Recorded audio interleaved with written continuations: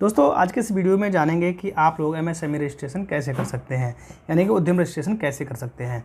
उद्यम रजिस्ट्रेशन करने के लिए आपको सर्च बार में टाइप करना है आपको उद्यम रजिस्ट्रेशन। इस प्रकार से आपको सर्च बार में टाइप करने के बाद आपको सिंपल उस पर क्लिक करना है और क्लिक करने के बाद आपको अपर साइड में स्क्रॉल कर देना है। फर्स्ट वाला जो लिंक है उस पर आप क्लिक करेंगे तो इस प्रकार का एक इंटरफेस आपकी स्क्रीन पर आ जाएगा। अब आप अगर फर्स्ट टाइम रजिस्ट्रेशन के लिए अप्लाई कर रहे हैं तो आपको जो फर्स्ट वाला लिंक है न्यू रजिस्ट्रेशन एंटरप्रेन्योर, सिंपल आपको उस पर क्लिक कर देना है। इस प्रकार का एक इंटरफेस आपकी स्क्रीन पर रिडायरेक्ट होगा। अब आपको आधार नंबर इसमें एंटर कर देना है। आप किसी भी कंपनी का प्रोप्राइटरशिप या फर्म प्राइवेट लिमिटेड किसी का भी आप बना रहे हैं तो अपना आधार नंबर आपको यूज़ करना होगा। तो इस प्रकार से आपको स्क्रीन पर दिख रहा होगा, अपना आधार नंबर डालना है और आधार नंबर डालने के बाद आपको जिस नाम से आपको जो आधार कार्ड पे नाम है वही आपको नाम इसमें मेंशन कर देना है। इस प्रकार से आपको स्क्रीन पर दिखाई दे रहा होगा। अब हमें टर्म्स को एक्सेप्ट करना है और वैलिडेट ओटीपी पर क्लिक करके हमारे मोबाइल नंबर पर एक ओटीपी आ जाएगा, उसको ओटीपी को आपको इसमें एंटर करना है और एंटर करने के बाद वैलिडेट पर आपको क्लिक कर देना है। इस प्रकार से हमारा जो पेज है रिडायरेक्ट होगा और हमारी स्क्रीन पर एक नया इंटरफेस आपको दिखाई दे जाएगा। अब हमें अपना संगठन का प्रकार यानी कि अब कंपनी का प्रकार चूज़ करना होगा। तो फिलहाल में हम यहाँ पर पार्टनरशिप का अभी अप्लाई कर रहे हैं, तो पार्टनरशिप सिलेक्ट करेंगे। पैन नंबर डालेंगे, जो आपकी कंपनी का जो पार्टनरशिप पैन है उस पर पैन कार्ड मिला होगा आपको, वो उसमें एंटर करना है। और जो पैन कार्ड पे जो नाम है, जैसे कि जो पैन कार्ड पे आपने नाम दिया होगा कंपनी का, वही आपको नाम इसमें मेंशन कर देना है। याद रखें, आपको अगर कैपिटल में नाम दिया है तो कैपिटल में आप लिखें, अगर स्मॉल में दिया गया है तो स्मॉल में लिखें और प्रॉपर स्पेलिंग चेक करके ही आप उसमें नाम अपना मेंशन करें। अब आपको पैन कार्ड पे एक डेट आई होगी या फिर COI आपके पास होगा, उस पर एक डेट होगा कि आपने कब इनकॉर्प किया है, इनकॉर्पोरेशन होगी। उस पर आपको सिंपल इस प्रकार से आप कैलेंडर के माध्यम से भी एंटर कर सकते हैं या फिर मैनुअल भी उसे टाइप कर सकते हैं। उसका आपको COI जो डेट है उस पर आपको इन्फॉर्मेशन डेट मेंशन कर देनी है। टर्म्स को एक्सेप्ट करना है और पैन वैलिडेट पर क्लिक कर देना है। इस प्रकार से हमारा जो पैन कार्ड है वेरीफाई हो जाएगा, डिटेल वेरीफाई हो जाएगी और कंटिन्यू पर आपको क्लिक कर देना है, जैसे कि आपको मैं स्क्रीन में दिखा रहा हूँ। अब इस प्रकार से हमारा जो पेज है नेक्स्ट की तरफ बढ़ जाएगा। आगे की जो पूरी फॉर्मेलिटीज़ है वो आपको एंटर करनी है। तो एक एक करके आइए भरते हैं। सबसे पहले ये पूछ रहा है डू यू हैव GST। आपके पास अगर GST है तो यस करेंगे, वरना नो है, नहीं है तो आपको नो रखना है। फिलहाल में आजकल ये नो GST पे बनाता नहीं है तो आपको यस ही नो GST नहीं करना है, आपको यस ही रखना है। आपको GST के लिए अप्लाई करना है या फिर आपके पास GST होना ही चाहिए। अगर नहीं है तो नो भी कर सकते हैं, बट मैंने किया है तो हुआ नहीं। अब हमें मोबाइल नंबर एंटर करना है, जो आप मोबाइल नंबर इसमें लगाना चाहते हैं आपके पास, और एक जीमेल आईडी आपको कोई भी इसमें मेंशन करनी है। इस प्रकार से अपर साइड में स्क्रॉल करेंगे और स्क्रॉल करने के बाद जैसे कि आप देख रहे होंगे OBC SC ST इस तरीके की आपको कोई भी अपनी एक जो कैटेगरी में आप जो इस कैटेगरी में आते हैं वो कैटेगरी आपको चूज़ कर लेनी है।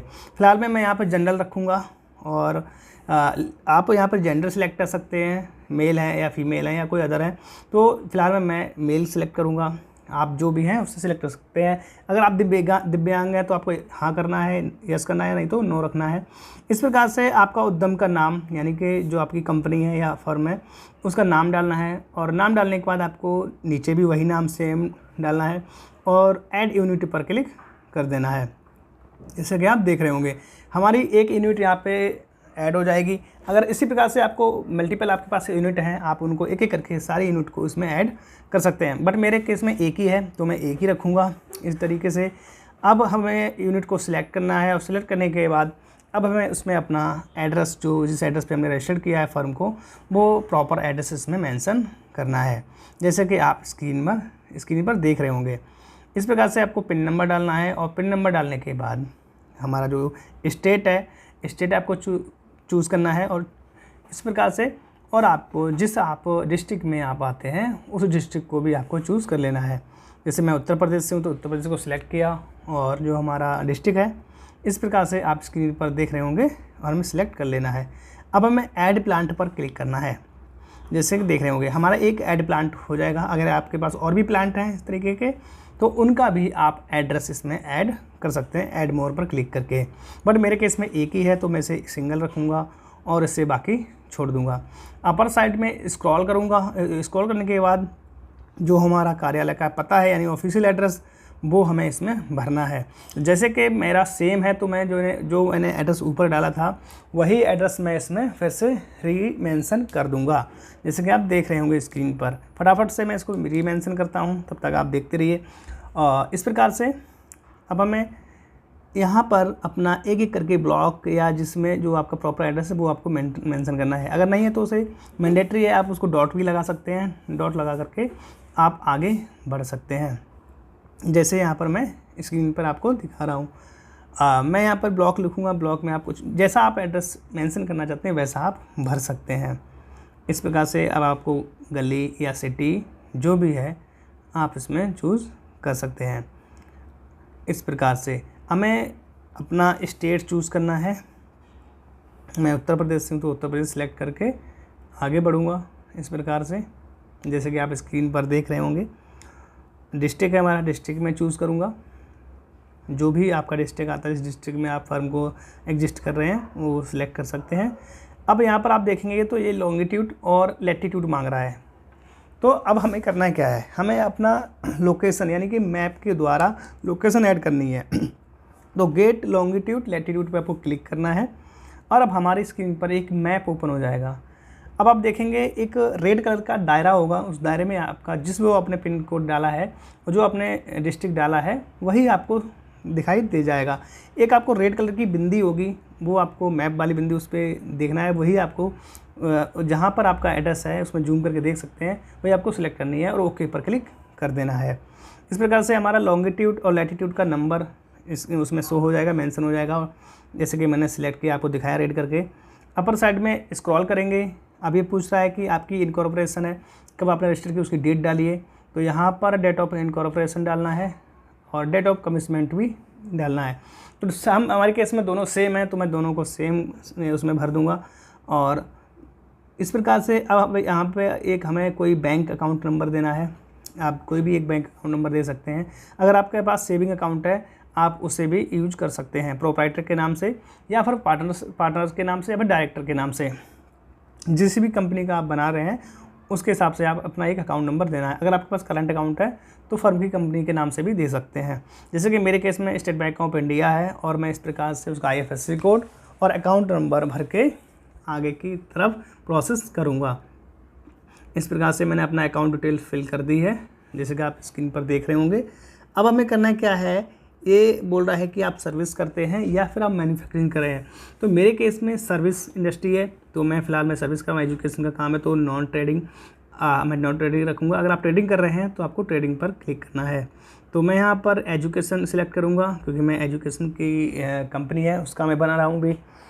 इस प्रकार से अपना NIC आपको सिलेक्ट करना है। तो फिलहाल में मेरे पास एक ही NIC है तो मैंने अपनी सिलेक्ट कर ली है। ऐड एक्टिविटी पर क्लिक करना है।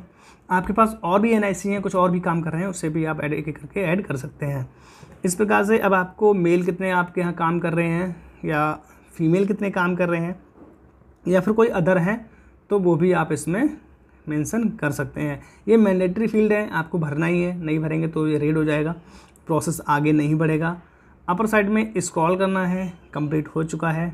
अब ये बोल रहा है कि आपका लास्ट ईयर टर्नओवर कितना रहा और 2023 से लेकर 24 में आपका टर्नओवर क्या रहा, और इस प्रकार से आपको टर्नओवर भरना है और 23 से 24 के बीच में क्या रहा। तो फिलहाल में मैं 20 लाख करूँगा। आप अपने हिसाब से जो आपका टर्नओवर होगा वो आप इसमें कर सकते हैं। मैं एक एग्जांपल के तौर पर आपको दिखा रहा हूँ। तो 20 लाख करने के बाद आप देखेंगे नीचे के साइड में भी टर्नओवर टोटल पूछ रहा है, तो यहाँ पर मैं 50 लाख करूँगा। आप अपने हिसाब से कर सकते हैं, जो आपका 1 CR हो कुछ भी हो उसे भर सकते हैं।